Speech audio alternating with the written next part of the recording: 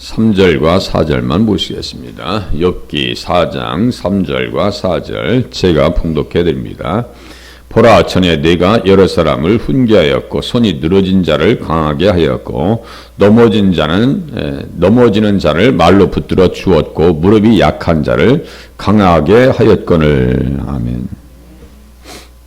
예수님 안에서 욥과 같이 신앙생활 잘하는 사람도 드물다. 그래서 구약의 3대 의인이다 라고 에스겔이 14장 14절에 인정하고 있습니다. 어떤 일이 있어도 욥과 같은 사람은 구원받는다. 자기의 의로 말미암아 구원받는다 라고 하는 것은 예수님께서 주신 의를 선물 받아가지고 잘 살았다는 얘기예요. 잘 살았다는 얘기예요.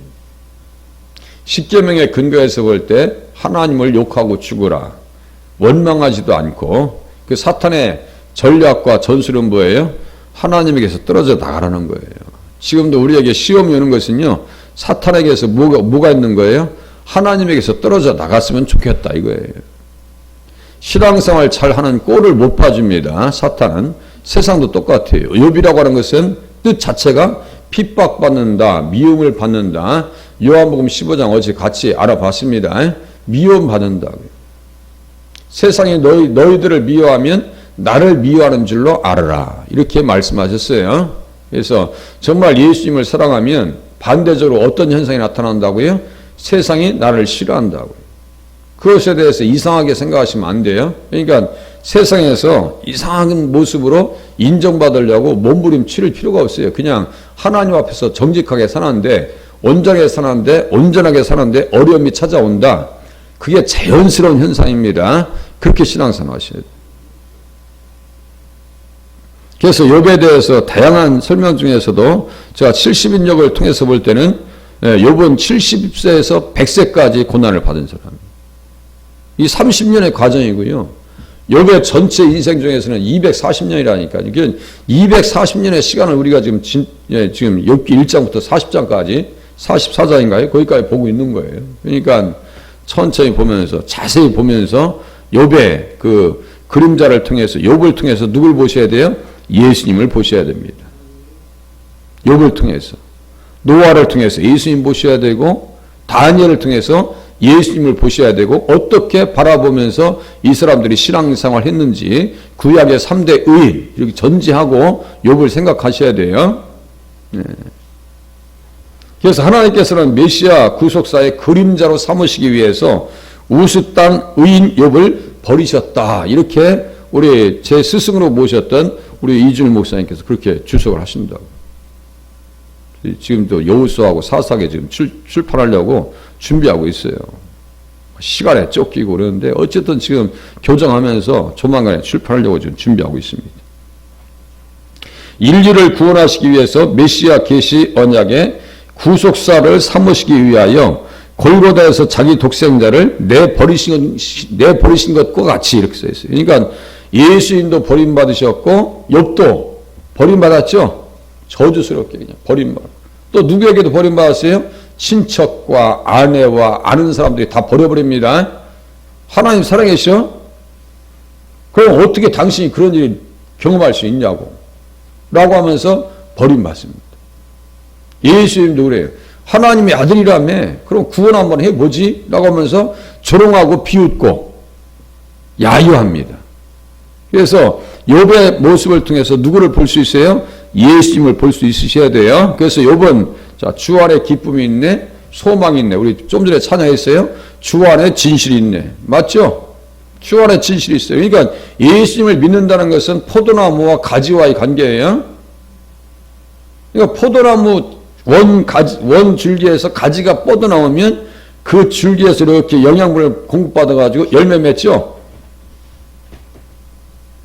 우리 화단에다는 세상에 사람들 지나가면서 침을 뱉지 않나, 쓰레기를 버리지 않나, 개똥을 버리지 않나, 그 속에 또 지가 살지 않나.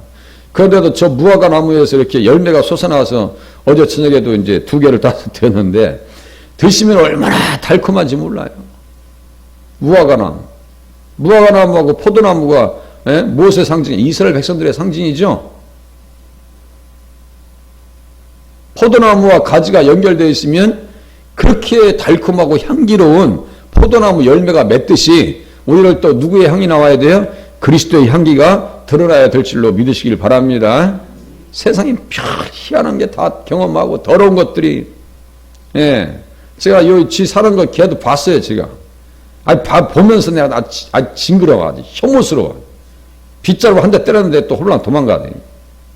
아주 보기 싫어. 죽은 것도 보기 싫어, 죽은 것도. 그 중에서도 생쥐 있죠, 생쥐. 생쥐는 제가 교회, 조그만 교회 담임할 때 3층에 있었는데 계단으로 3층까지 올라왔어요. 그 문 여는 순간에, 교회 들어가려고 문 여는 순간에 생쥐가 싹 들어와 버렸네, 교회 안에. 그걸 잡다 못 찾고요. 나중에 굶어 죽었어요, 걔는.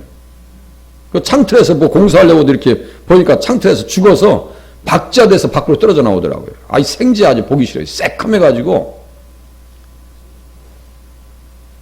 세상에 나가서 살 때 우리는 여러 가지 혐오스러운 일도 경험할 수 있고 혐오의 대상도 될 수 있어요. 혐오의 대상도 될 수 있어요.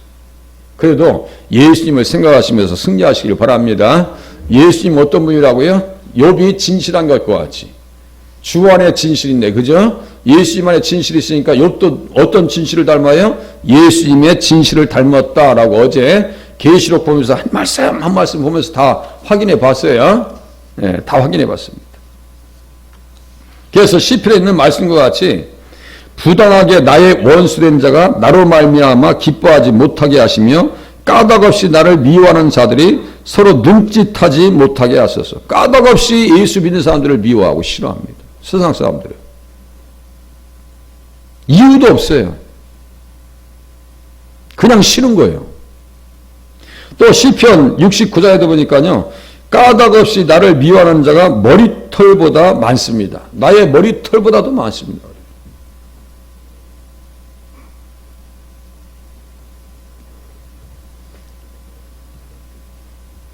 여기 나라고 하는 것은요. 누가복음 24장 44절에 보니까 시편에 나를 가리켜 기록된 모든 것이 이루어져야 하리라. 시편에 나를 가리켜 기록된 모든 것이 이루어져야 하리라. 그러니까 시편에 나라고 하는 것은 근본적으로 누굴 얘기하냐면요. 예수님을 얘기하는 거예요. 표면적으로는 누굴 얘기한다고 했어요? 다윗을 얘기하는데 다윗도 미움을 받았어요? 안 받았어요? 아무런 이유도 없어요. 그냥 잘한다는 거 그거 하나밖에 없어요. 그것도 사울 자신의 사위요. 저 같았으면 자랑하고 다녔겠어. 자랑하고, 야, 내가 사위를 잘 봐가지고 말이야. 참 이런 일꾼이 어디냐고. 골리앗도 물리쳤다니까. 그런데 그냥 싫은 거예요. 그냥 가만히 앉아서 그냥 수금을 타고 있는 다윗이 미운 거야. 그냥 창 갖다 집어 던져 죽이려고 그러고 말이죠. 그 시편 56장 거기에 보면은 개라고 그랬죠. 개들은 선밖에 있다고 그것까지 확인하셨어요. 자, 사울은 지옥에 있는 백성입니다. 지옥 갈 백성이니까 그렇게 사탄의 사주를 받아서 붙들려서 평생 동안 다윗을 저주하다가 인생 망친 인생이에요. 영적으로 잘 분별하셔야 됩니다. 그래서 성경에 쓴 바 자기에 관한 것, 그것도 욥도 결국 누구 얘기하는 거예요? 예수님 얘기하는 거예요. 그렇게 보셔야 돼요. 욥을 통해서 예수님을 이야기해야 가장 욥을 잘 이야기해 주는 거예요. 모든 성경에 쓴 바 자기에 관한 것을 자세히 설명했다. 3년 동안 예수님께서 제자들을 가르치면서 구약에 있는 성경 가지고 자세히 풀어주셨어요. 자세히 설명해 줬어요. 그때 마음에 무엇이 왔어요? 막 불이 왔습니다. 성경을 풀어주실 때 마음이 뜨겁지 아니하더냐라고 할 때 뜨겁다는 것은요, 불탔다는 얘기예요. 막 불이 나버렸어요. 그것이 우리에게는 어떠한 현상이 나타나요? 열심과 열정으로 나타납니다. 그죠? 열정과 열심. 주의 집을 향하는 열심이 나를 삼켰나이다. 이렇게 써있죠. 그러니까 다윗도 예수님을 만나니까 뭐가 왔어요? 열정. 무엇에 대한 열정이요? 하나님의 집에 대한 열심과 열정이 온 거예요. 그죠? 교회를 잘 섬기시면요, 가정도 세워진다라고 하는 믿음을 가지고 사실 수 있기를 바랍니다. 사랑받게 돼 있어요. 다윗이 마지막 때 얼마나 귀하게 존귀하게 되고 부자 되고, 역대상 맨 마지막에 보세요. 세상에 그렇게 사랑받은 사람도 없어요.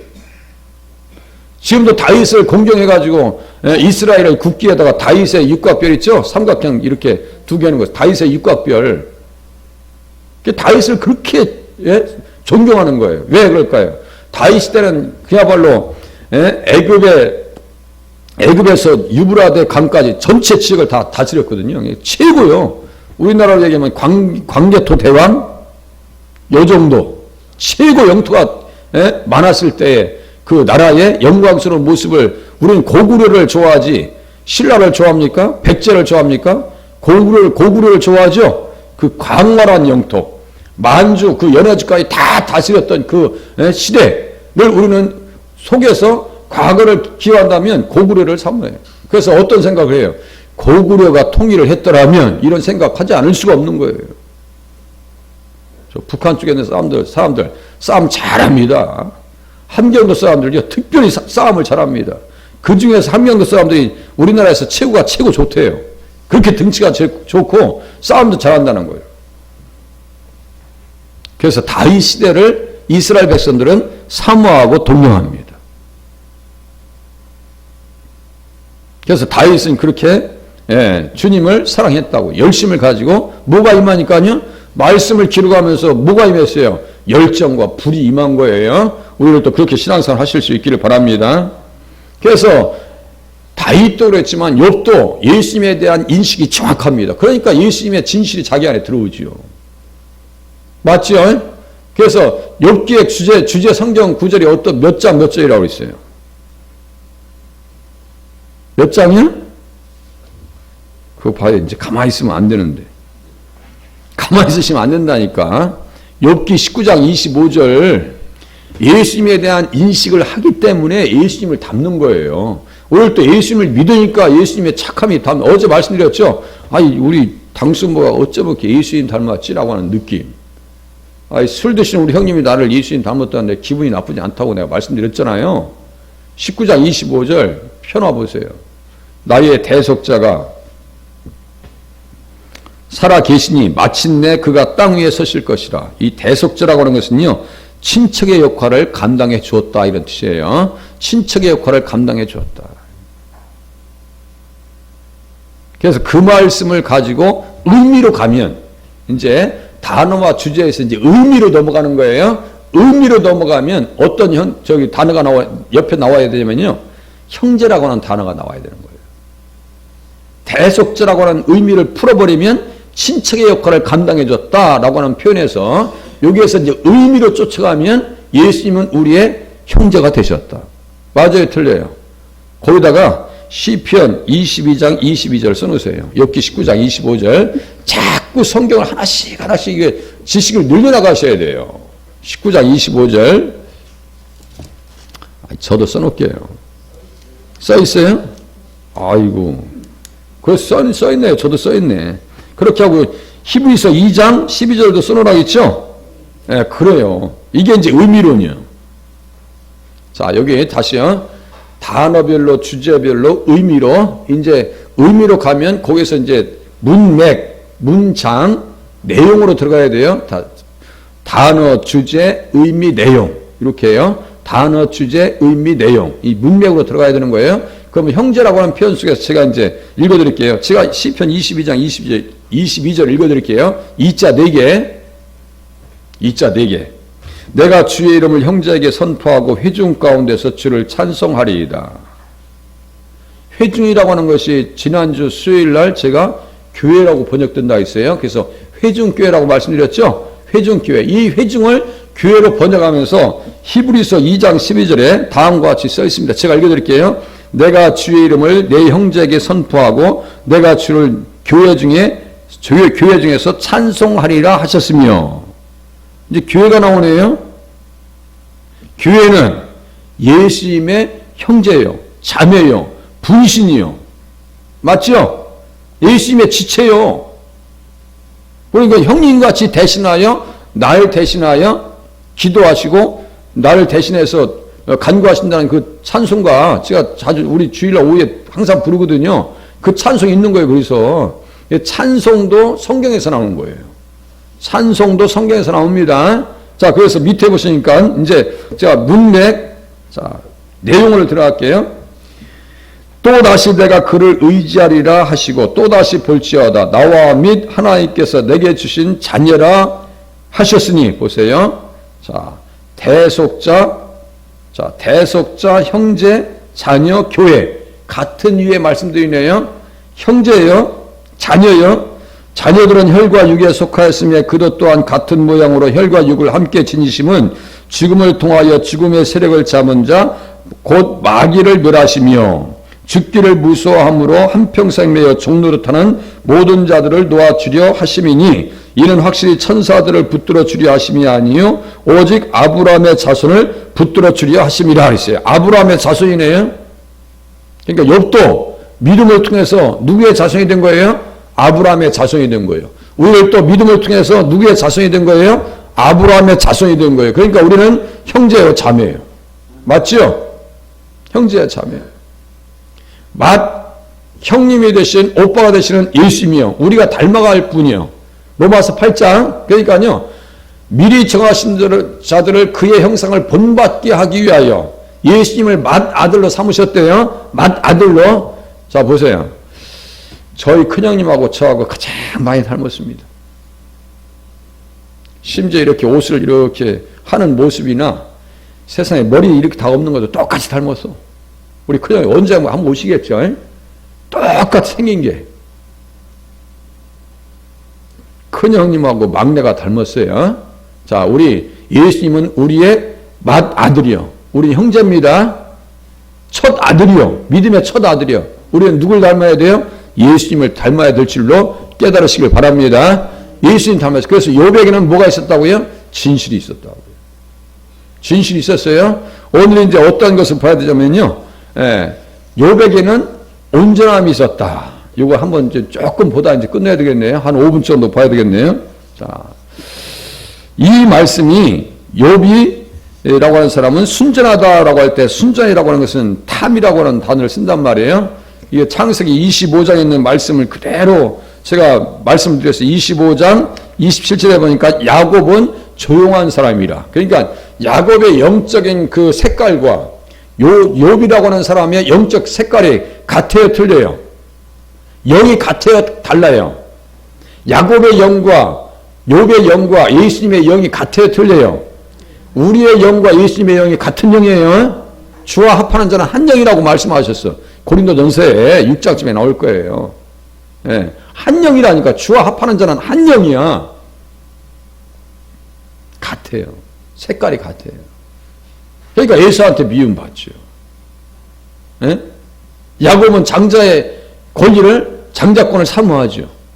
그죠? 욥도 장자권에서 떨어져 나가지 않습니다. 우리들도 떨어져 나가지 않을 것입니다. 이 사실을 믿으시고 신앙생활 하시길 바랍니다. 우리에게는 뭐가 있어요? 장자권. 장자권 이꼴 뭐라 있어요? 장자권은 곧 무슨 권리라고 있어요? 상속권. 이렇게 자꾸 외우셔야 돼. 장자권은 상속권이요. 자꾸 이렇게 떠올리셔야 돼요. 우리에게는 장자권이 있어요. 장자권. 그것을 성령님께서 어제 고린도후서 1장 21절 22절 봤어요? 보증으로 성령을 주셨다 했어요. 보증은 뭐라 했어요? 선납금. 보증금이요. 그야말로 보증금. 아파트 살 때 다 보증금 치라고 중도금 치라고 잔금 치라시고 지금 다 사시잖아요.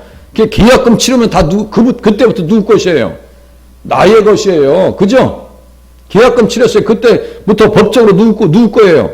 나의 것입니다. 그죠? 나의 것이에요. 우리가 성령님 받았어요. 보증으로 성령님을 받았어요. 그럼 천국은 누구의 것이에요? 나의 것입니다. 나의 것이에요. 그렇게 믿고 신앙생활 하세요. 그래서 영원한 집이라고 그래요. 천국을 고린도후서 5장에 우리 장례식 때 자주 봐요. 땅에 있는 장막집이 무너지면 하늘에 있는 영원한 집이 우리에게 준비되어 있다고 말씀하시고 계시죠? 장막집, 천국에 있는 집, 장자권, 상속권. 그러니까 욥은요 예수님을 닮아서 온전한 삶, 완전한 삶을 살아갑니다. 교회도 똑같아야 돼요. 솔로몬이 아가서에서 슬라미를 얘기할 때 이 말을 똑같이 씁니다. 그러니까 우리들도 어떻게 돼야 돼요? 온전해져야 돼요. 공격해도 공격하는 사람의 이빨이 부러져야지 그 이빨이 딱 물리면 안 되는 거예요. 우는 사자와 같이 들어삼킬 자를 찾고 우리를 물고 막 씹어 제껴요, 세상에서. 근데 그 이빨이 빠져야지. 그 이빨이 우리 몸에 붙어 있으면 안 돼요. 그게 무슨 말씀이냐면 아무런 근거가 없어야 돼. 법적 근거가 없어야 한단 말이에요. 예. 무고죄로 넘어가야 한다는 얘기예요, 세상은. 하나님 앞에서 세상은 별 이야기를 다 한다 할지라도 어제 우리 단톡에 올렸죠. 우리 권사님께서 예? 동성애를 반대한다고 극동방송 기자들을 출입 금지시키고 말이죠. 언론에서 예? 왕따시키고 이거 잘못됐다라고 서명하자고 우리 단톡에 올렸잖아요. 그거 누르셔서 서명하시라니까요. 안 되죠요? 그렇죠. 누르시고 들어가시면 그 이름 쓰는 거 밑에 있어요. 그 주소 돈까지만 쓰니까 걱정하지 마시고 그걸 누르셔서 한번 들어가 보세요. 할 줄 몰라서 자꾸 그냥 반대도 힘드네. 그거 반대도. 그렇게 못돼 먹었어요. 그렇게 못돼 먹었어요. 제가 동성애 반대 집회 갔을 때 경찰관들이나 세상 언론은 누구 편인지 아세요? 동성애 집회하는 사람들 편입니다. 막 여경들이 막 한 4, 50명이 쫙 몰려와요. 그래서 이 사람들이 질서를 유지해 주려고 그러는가 보다 했더니 세상에 우리 집사님들, 권사님들 반대 집회하는데 여경들이 왜 이렇게 또 독해? 허리를 딱 잡더니 말이죠. 한 사람씩 다 끌고 가는 거야. 누구를? 성도들을. 거기에 MBC 뭐 이런 기자들 있죠. 다 왔어요. 카메라. 기독교인들이 당신들 다 나가라고. 예? 기독교인들 저기 예? 못되게 방송하는 당신 나가라니까 눈을 막 그냥 불아르면서 쳐다봐. 기독교인들을. 절대로 언론에서는 기독교 편이 아닙니다. 그것이 어떻게 된다고요? 물었던 것이 이빨이 빠져나가야 돼요. 이빨 다 부러져야 돼요. 기독교가 정신 차리지 않냐면요. 그냥 걸려 넘어갑니다, 지금. 정말 중요한 때예요, 지금. 편안하게 신앙생활 할 때가 아닙니다, 지금. 깨어 있어야 될 때입니다. 완전해야 됩니다. 슬라미 여인을 어떻게 봐줬는지 보세요. 솔로몬이 영적으로, 그러니까 솔로몬과 슬라미 여인의 관계는 예수인과 성도의 관계입니다. 이제 아가서 한번 펴보세요. 아가서 조금만 나가볼게요. 아가서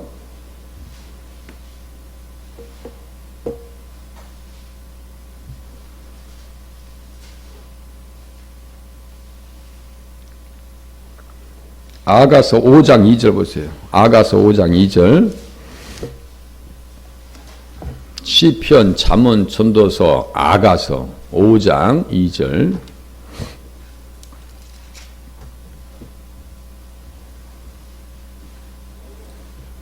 나는 내가 사랑하는 자를 위하여 노래하되 내가 사랑하는 자의 포도원을 노래하리라. 내가 사랑하는 자에게 포도원이 있으며 심히 기름진 산내로다. 땅을 파서 돌을 이거 제가 지금 이사야서를 읽고 있네요. 자, 아가서 2절. 내가 잘지라도 마음은 깨었는데 나의 사랑하는 자의 소리가 들리는구나. 문을 두드려 이르기를 나의 누이, 나의 사랑, 나의 비둘기, 나의 완전한 자야. 나의 완전한 자야. 문을 열어다오. 나의 완전한 자야. 솔로몬이 지금 슬람비에게 지금 얘기하고 있는 거예요. 나의 완전한 자야. 문을 열어다오. 우리는 항상 마음의 문을 열으셔야 돼요. 누구에게? 예수님에게 마음의 문을 여셔야 돼요. 나의 완전한 자, 여기가 이게 바로 탐이야, 탐. 욥이 순전하고 온전하다라고 할 때, 순전하고 정직하다고 할 때 순전하다라는 표현이 여기 탐이에요. 그 욥은 예수님 앞에서 하나님 앞에서 완전한 자예요. 야곱도 완전한 자예요. 아가는 교회의 영적 이상입니다. 아시겠어요? 예수님의 이상형이 뭐라고요? 교회의 완전함이에요. 흠과 티가 없이 주름 잡힌 것이 없기를 바라요. 이 사람들이 계시록 14장에 보니까 흠이 없는 자들, 거짓이 없는 자들이래요. 그러니까 제가 봐요. 또 여기 10계명 또 나오네요. 거짓말이 없고 흠이 없는 자들이다. 계시록 14장에 보니까요. 하나님 나라에 있는 그 천국을 상속받은 사람들 보니까 흠이 없는 완전한 자들이래요. 그러니까 기도 생활도요. 그 온전함을 쫓아가기 위해서 기도 생활을 하시는 거예요. 내가 온전해지기를 원해서. 그래서 이것을 주소한 내용을 보니까요.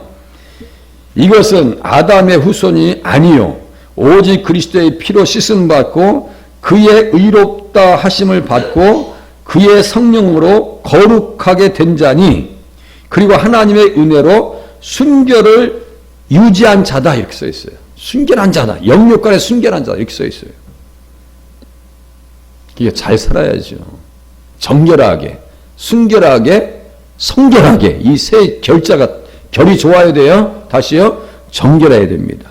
순결해야 됩니다. 또 뭐예요? 순결, 성결, 정결 이 세 결이 좋아야 돼요. 결이 좋아야 돼요. 결론은 그래요. 예수 잘 믿으시자고요. 예수 잘 믿으셔야 됩니다. 누구처럼요? 욥처럼. 네, 계속해서 또 알아볼게요. 욥은 온전한 예수님의 그림자이고 고난의 그림자이고 시험 받음의 그림자입니다. 그래서 욥은 승리자입니다. 우리들도 그렇게 승리하실 수 있기를 바랍니다. 기도하시겠습니다.